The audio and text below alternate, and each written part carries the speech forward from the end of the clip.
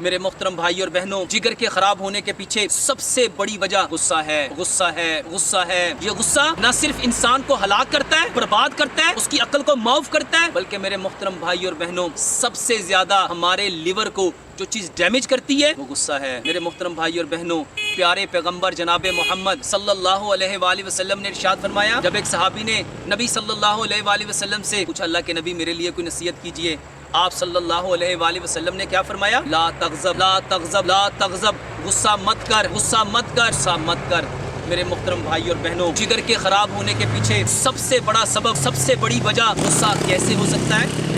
اس کو سب سے پہلے ہم اسلامک پوائنٹ آف ویو سے جاننے کی کوشش کریں گے۔ غصے سے کیا ہوتا ہے میرے محترم بھائیوں؟ جیسے غصہ آتا ہے ہمارے جسم میں جو ہمارا ہارٹ ہے اس کی ہارٹ بیٹ بڑھ جاتی ہے، ہمارے خون کی نالیوں میں، ہمارے آرٹریز اور وینز میں جو خون سرکولیشن کر رہا ہے اس کی سپیڈ بڑھ جاتی ہے، خون کی نالیوں پہ دباؤ بڑھ جاتا ہے، ہمارا بریتھنگ ریٹ تیز ہو جاتا ہے، ہمارے سانس تیز آتا ہے، ہمارے منہ میں سلائیوا زیادہ آ جاتا ہے، ہمارے جسم ایک ہیجانی کیفیت پیدا ہو جاتی ہے، چہرہ سرخ ہو جاتا ہے، آنکھیں سرخ ہو جاتی ہیں، کانوں کی ٹپ گرم ہو جاتی ہے، دماغ معاف ہو جاتا ہے، ڈیسیژن پاور ختم ہو جاتی ہے، جسم میں ایک ہیجانی کیفیت پیدا ہو جاتی ہے۔ ہم ان ساری کیفیات کو ہمارے برین کے اندر جو گلینڈ ہے جس کو پائنیل گلینڈ کہتے ہیں، اس کی جو سیکریشنز ہیں، اس کے اندر سے جو ڈوپامین نکلتا ہے، اس کے اندر سے جو آکسیٹوسن نکلتا ہے، اس کے اندر سے جو اینڈروفن نکلتا ہے، سیٹینون جو نکلتا ہے، میرے بھائیوں یہ غصہ ہماری باڈی کے سارے ہارمون کو ڈسٹرب کر دیتا ہے۔ اب خون کا جوش بڑھا، اب جیسے خون کا جوش بڑھا تو جتنے پارٹ آف باڈیز ہیں ان کو جو بلڈ مل رہا تھا اس کی سرکولیشن اور سپلائی کم ہو گئی، اور ہمارا یہ جگر جس نے بائل پروڈیوس کرنا تھا، جس نے ہمارے کھانے کو ڈائجسٹ کر کے اس کا بلڈ بنانا تھا، بلڈ میں انرجی دینے کے لیے اس کے ایک ایک انگریڈینٹس کو علیحدہ کرنا تھا، لیکن جب غصہ ہوگا کیا ہوگا؟ ہماری باڈی میں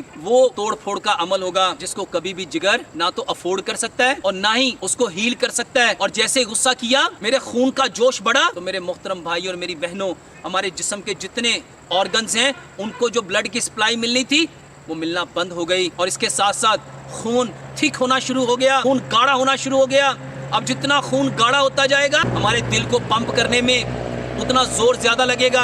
اب اس کو جو زور لگ رہا ہے اس کو انرجی چاہیے، اس کو طاقت چاہیے، اس کو قوت چاہیے، اور یہ قوت کس نے دینی تھی؟ آپ کے لیور نے، کیونکہ آپ کا لیور بائل دے گا، آپ کا لیور اپنی بائل پروڈیوس کرے گا تو وہ کھانا ڈائجسٹ ہوگا، کھانا ڈائجسٹ ہوگا تو آپ کے باڈی میں انرجی آئے گی، انرجی آئے گی تو وہ دل اس کو تقویت ملے گی، اس خون کو انرجی ملے گی، وہ بلڈ تھن ہوگا۔ مگر جب لیور کام ہی نہیں کر رہا تو یہ پرابلم کیسے سالو ہوگی؟ وہ بائل کیسے بنے گا؟ میرے محترم بھائی اور بہنوں، آج ہم ہر شخص لیور کی میڈیسن کھانے کے لیے ہر شخص پوچھتا ہے ڈاکٹر صاحب میں جگر کو کیسے بچا سکتا ہوں؟ مجھے کوئی نسخہ بتاؤ، مجھے کوئی میڈیسن بتاؤ، مجھے کوئی چیز بتاؤ کہ جس سے میں جگر کی بیماری سے محفوظ ہو جاؤں۔ لیکن کیا کبھی کسی نے یہ جاننے کی کوشش کی کہ جگر خراب کیوں ہوتا ہے؟ جگر کے خراب ہونے کے پیچھے سبب کیا ہے؟ اس کے ساتھ ساتھ جگر خراب ہوتا ہے ایسی ڈائٹ سے جس کے لیے رب تعالیٰ نے اس کی باڈی کو بنایا ہی نہیں۔ جتنی آرٹیفیشل چیزیں ہیں، جتنی ریفائنڈ چیزیں ہیں، جتنی پروسیس چیزیں ہیں، جتنی کیمیکل والی چیزیں ہیں، یہ ساری آپ کے لیور کو ڈیمیج کرتی ہیں۔ آپ کے سافٹ ڈرنک، آپ کے انرجیٹک ڈرنک، آپ کے آرٹیفیشل جوسز، یہ جس کو آج آپ لوگ سافٹ ڈرنک بولتے ہو،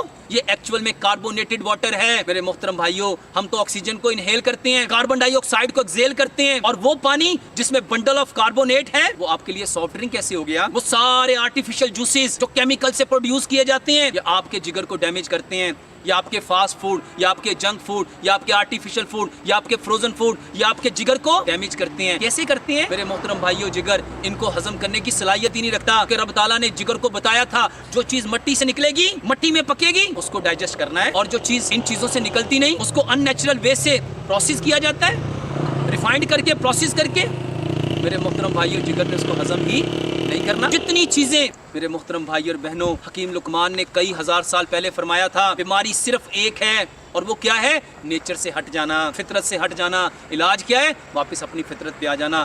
جگر اس کھانے سے بیمار ہوتا ہے جو گلا ہوا ہے، جو کیمیکل کے آئل سے بنا ہوا ہے، جس میں ریفائنڈ نمک ڈالا گیا ہے، آیوڈائز سالٹ، جو چکی کا، لوہے کی چکی کا پسا ہوا آٹا ہے اس سے خراب ہوتا ہے، آپ کے ریفائنڈ پانی سے خراب ہوتا ہے۔ میرے محترم بھائی اور بہنوں، اگر اپنے جگر کو بچانا چاہتے ہو، اس کو وہ چیزیں کھلاؤ جس کے لیے رب تعالیٰ نے اس کو پیدا کیا ہے، اور جگر ہر اس چیز کو ہضم کرے گا جو مٹی سے پیدا ہوتی ہے، جو مٹی سے نکلتی ہے، جو مٹی میں پکتی ہے۔